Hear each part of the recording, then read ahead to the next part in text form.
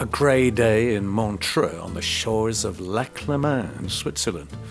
Long the home of Belle Epoque expat Brits seeking a quiet life on the Riviera Vaudoise, today it plays host to an English rock band, Jethro Tull, who take advantage of the photo op to present a check from an earlier concert in Zurich. Whoops, there goes manager Terry Ellis getting in the way of the camera shot. Gathered around the fountain in the old town, the band realign themselves constantly and jostle gently for optimum position. Come on, make up your minds. From left to right, we've got Barry Barlow and Martin Barr, John Evans, Jeffrey Hammond, and Ian Anderson, looking like a bearded Alvin Stardust on a bad day. Whoops, a quick readjustment of positions here. Make up your mind, Mr. Photographer. How do you want us to stand? Jeffrey, normally the shy, retiring type, seems to constantly command the front center position. Look at those flares. They are faintly ridiculous. Well, what's the gold lame gent doing with a cigarette holder? In the hands of a usually non-smoking bassist. Yeah, in those days some people just pretended to smoke. Bemused bystanders wonder if it must be a famous English pop group. The Bay City Rollers, perhaps. I'm interviewed now to try and explain the reason for our visit and the nature of the donation. If you can lip read, just keep mum and don't tell. Love the medallion thing. Makes a man look tough, stylish, rakish, or just plain silly. Don't answer. The others look pretty bored, as well they might. And so it goes on and on and on, and the members of the band are kind of waiting to probably catch that plane back home. This is sort of going on a bit longer than we expected.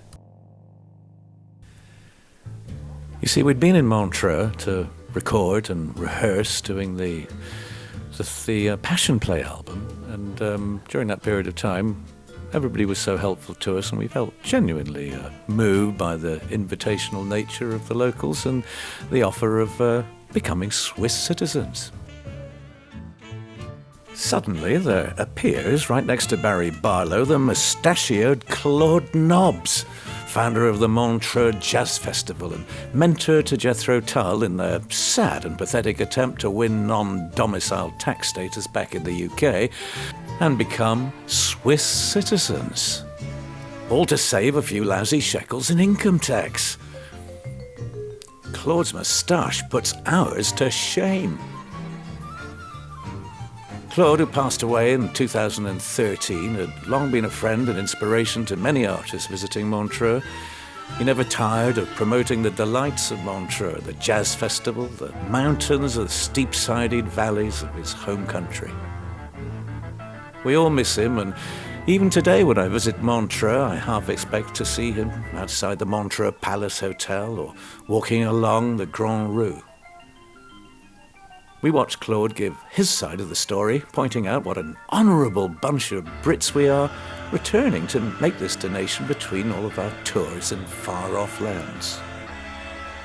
So we never did take up the Swiss residency. We were in France at the time recording the precursor to Passion Play, the Chateau Disaster tapes as they became known.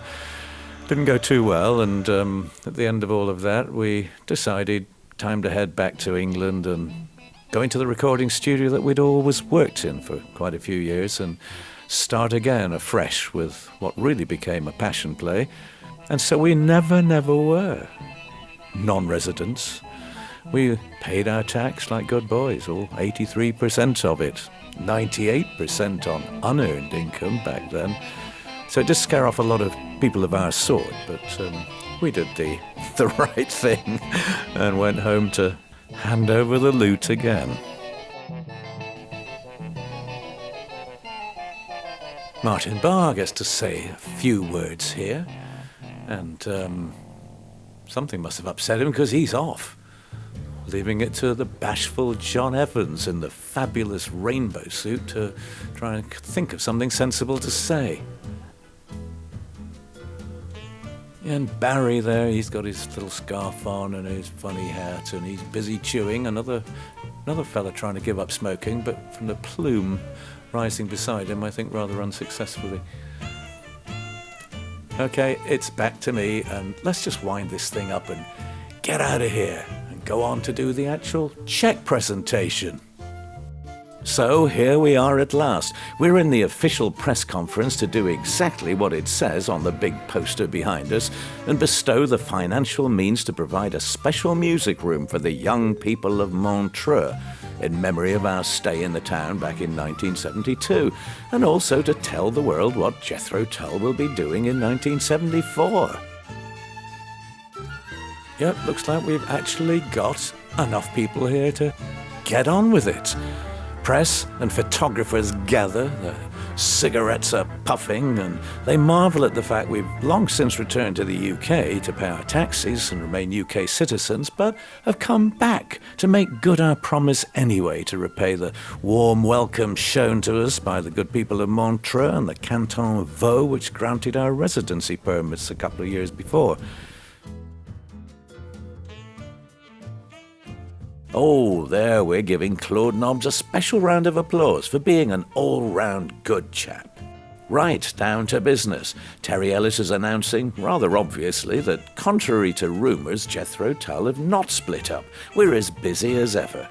So here I am with my serious face explaining that we're planning to make a feature-length film called War Child, a musical in fact, with classical ballet sequences and so on, and the lyrics of the music largely taking place of dialogue. The story would be based on an allegorical fantasy written by me about a possible heaven and hell situation, and would feature actors playing the parts of God and the devil. I remember that I did have to explain that, no, I would not be playing the part of God. Or the devil.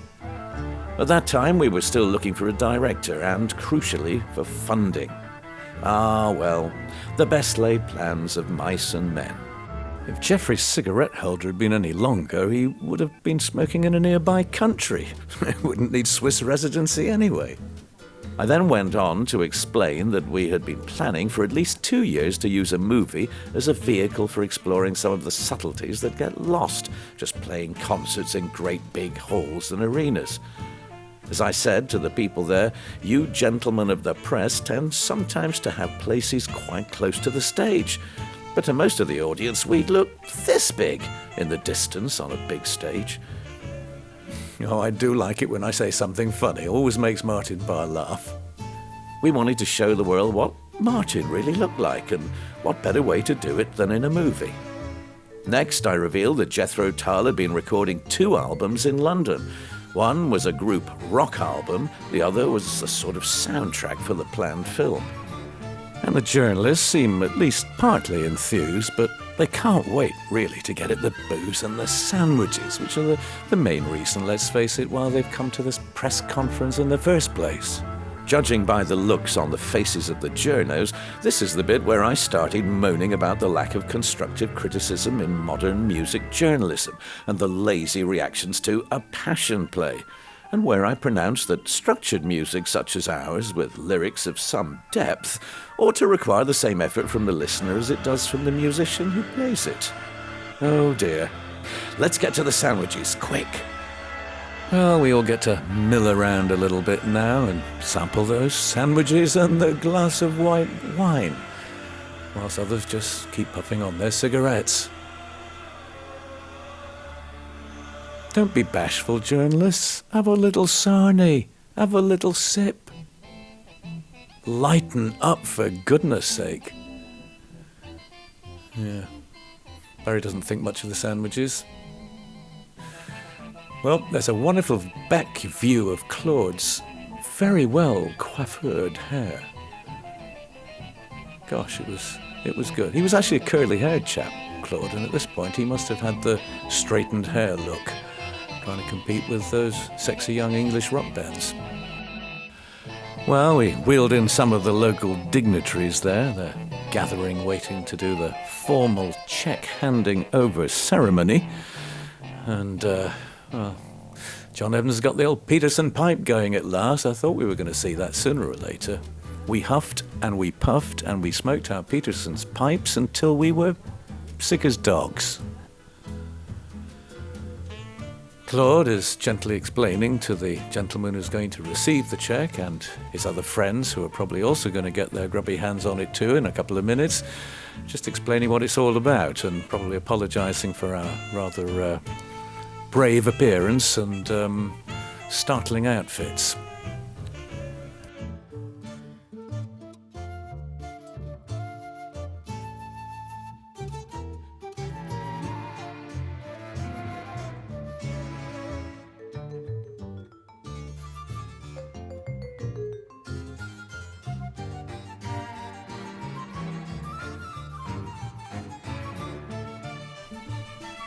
Just look at it this way, guys. We're actually a lot more scary when we're on stage doing a concert. Here, we're all rather tame and innocent and relatively harmless. Relatively.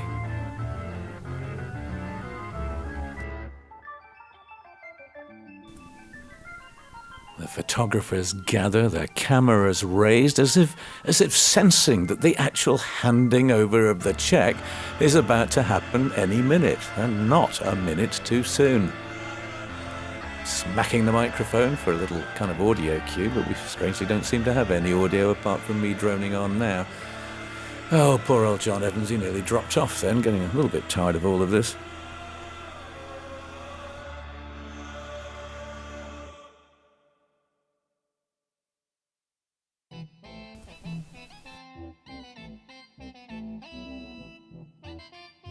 Okay, another audio sync moment. And Claude has finally produced the offending piece of paper. No, John, you can't have it. Well, we finally hand over that cheque to the Deputy Mayor of Montreux, who seems ecstatic to have actually got his hands on it now. Those of you who can lip read will know that I said, "From the group to you and the young people of Montreux. Don't spend it all at once." A real cheque or just a used British Airways boarding pass with the address and phone number written on it, perhaps of a rather dishy member of the flight crew. And you suited gent, can probably make a little phone call later and see who's there. "Hello, I'm Nigel, fly me." The band are looking a little pensive, and maybe they're beginning to regret their generosity.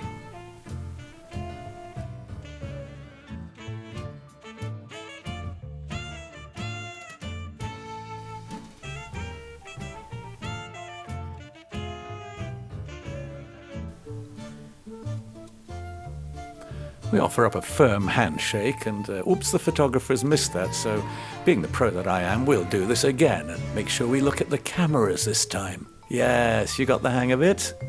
One gloved black hand is pointing at the cheque.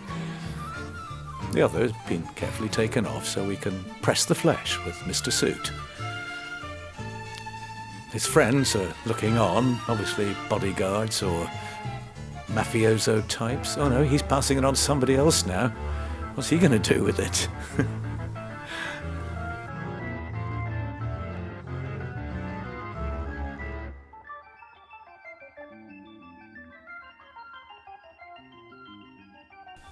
Terry Ellis beams approvingly over the events and shortly will whip us back to London for tea and scones, a quick walk in Hyde Park and right into the clutches of the Inland Revenue.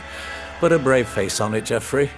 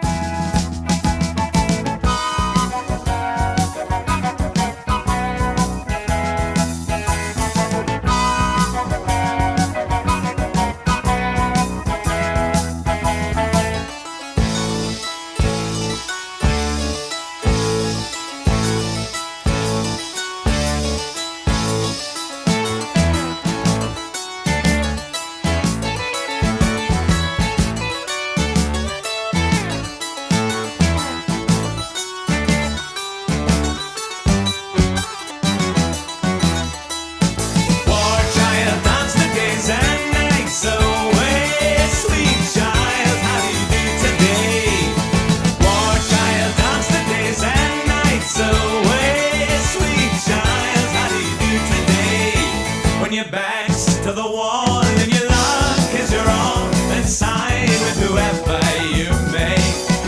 Seek that which within lies waiting to begin the fight of your life that is every day. Dance with a war child, hurrah. Dance with a war child, hurrah.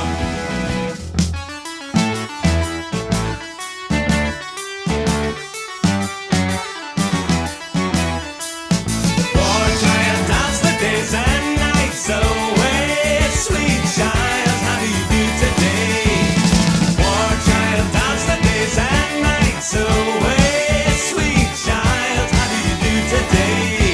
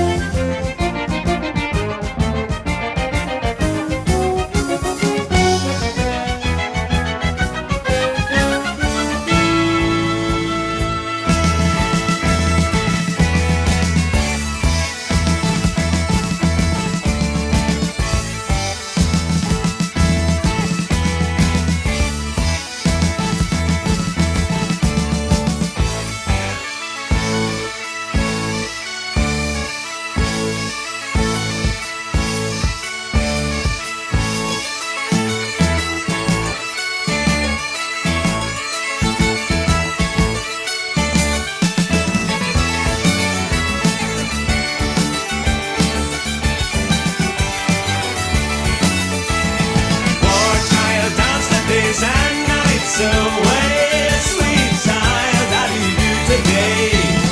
War child, dance the days and nights away. Sweet child, how do you do today? In the heart of your heart, there's the tiniest part of a nurse that lived to the death. With your sword